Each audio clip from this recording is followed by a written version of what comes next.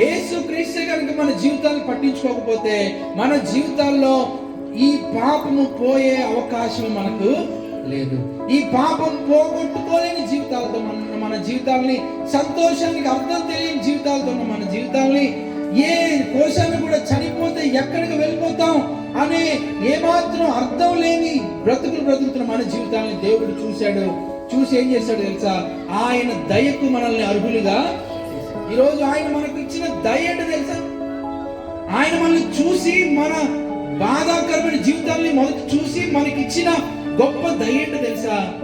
మన కోసం ఒక పరలోకపు మార్గాన్ని ఆయన మన కొరకు ఆయన తెచ్చాడు. ఈరోజు యేసుక్రీస్తులో మనం పొందుకున్న గొప్ప బహుమానం. క్రిస్మస్ కి అనేక గిఫ్ట్లు ఇస్తారు పిల్లలకి, మనకి.